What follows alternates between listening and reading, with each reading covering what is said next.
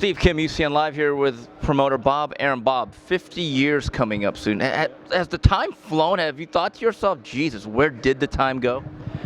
Well, yeah, I mean, the time is really, I remember as if it was yesterday, that first fight in Toronto. So, yeah, the time flies. It really flies. It's the 50th year. The 30th year, I read, this year, for the first Showtime fight, which was Hagler Mugabe. Bob, I find it interesting. Is it true, and I've read this, the first fight you ever went to was the one you actually promoted? Yeah, right. Yeah, that's the truth. What was that like? Well, it was like nothing. First of all, I was happy that the fight happened because we got kicked out of the United States. When Ali said he had nothing against the Viet Cong. Terrell dropped out of the fight. We ended up in Toronto because of the courage of one of the owners of the Maple Leafs. And the fight happened by the skin of its teeth. And then I was having breakfast with the manager of Chavallo, and he asked me how George could beat Ali, and I'd never seen a fight before. But I'm a wise guy, so I told him the only way that George could win the fight is to hit Ali in the balls and keep hitting him in the ball. And this moron took me seriously and watched the film. They had the referee, and Ali had to be carried out of the ring because it's 15 rounds, and every round he got hit like about 5 times in the testicles. Bob, as you go into that event, did you think it was a one and done? And did you ever imagine this would be your career for the next 49 plus years? No, absolutely not. I had tremendous heat on me because of, at that point in time, people were not against the Vietnam War. They were in favor of it. So I was a pariah. I was somebody who was not patriotic. And I was very depressed. And then we got contacted by an English promoter to bring Ali over to London to fight Henry Cooper. And we flew over to London, and you got there those days early in the morning, and you slept for a few hours. And we were staying at a hotel in Piccadilly Circus, and when we came out of the hotel, there were 5,000 people on the street chanting Ali's name. So that gave us the strength to go forward. Bob, you had a very successful law career. You were actually in the Kennedy administration. You were going places politically. When did you make the decision to become a full-time promoter? Like I said, they pulled me in because of the legal issues surrounding Ali's situation. And once in, I couldn't get out. It's like The Godfather, as they say. Exactly like The Godfather. Bob, was there ever a point where you said to yourself, okay, after Ali, I'm going to move on to the next stage of my life? And did boxing just engulf you to a point you could simply never get out? Well, no. See, that seems like it's easy. After Ali, good time to get out.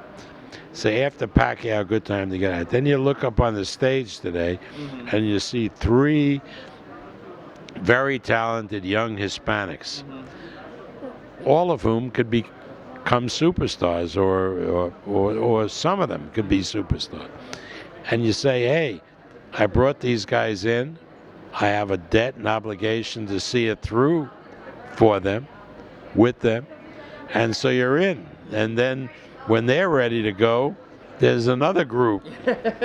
Bob, I find this amazing. At your age, you're okay. You know where your next meal's coming from. No one's going to have to throw you a benefit. But here you are hustling for an undercard. Have you ever thought about scaling back? 'Cause it is amazing. You are 83 years old. No, 84. 84, okay. Yeah, no, I don't consider this hustling. I'm presenting the undercard. I'm not hustling it. I'm exposing these guys who are terrific young men, who have great futures, who can very well make it big in the sport of boxing. And in fact, I'm performing a service for them, almost like a lawyer does for a client. And so I don't look at it as hustling. I have an obligation to these fighters to build them up, to put them on platforms, and present them in the best way to the public. And I take a lot of pride and pleasure in doing that. Bob, every time a superstar retires, whether it's Floyd or Manny, presumably Muhammad Ali, Jack Dempsey years ago, Joe Louis, everyone calls for the demise of boxing. That must be amusing to you, given the fact you have gone through several eras. Yeah, there's always the next guy. There's always the next guy. And people forget the guys before to some extent, because the technology is such that you monetize the next guy bigger than the guy before them, because the technology is so much more advanced. For example, Muhammad Ali was the greatest, the biggest, but the bigger fights were later on with George Foreman. Because of the technology, the pay-per-view. Sugar Ray Leonard, Oscar De La Hoya. They couldn't compare with Muhammad Ali. Great fighters though they were, and great attraction, but not Ali. But Ali was limited to an era where there were no satellites, and there were 400 telephone company connections. I mean, different. I mean, by the time these guys that we saw today, the Ramirez's and Valdez, finish, probably everybody in the world will pay $5 or the equivalent to watch the fight on their tablet or cell phone or whatever cockamamie device they have at that point. Yeah, and 36.5 million in China for Zhao Shiming recently. Here with Bob Arum, Steve Kim for UCN Live. Bob, at your age, do you still have the same enthusiasm to wake up and go to work like you did, let's say, 25 years ago? I have more enthusiasm because it's always different. You understand? If this was the same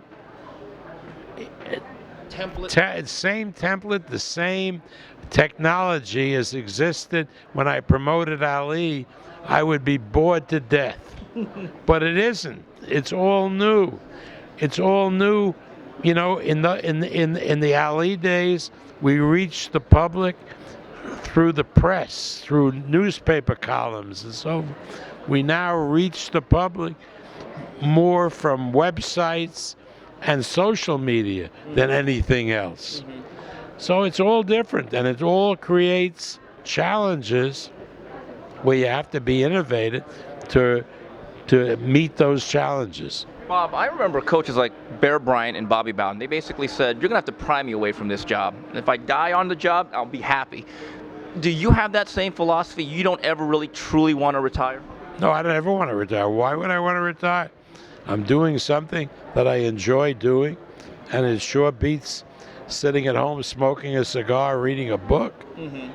All right, Bob, I know you got a lot of work to do, so April 9th, we'll talk soon. This is Steve Kim for UCN Live.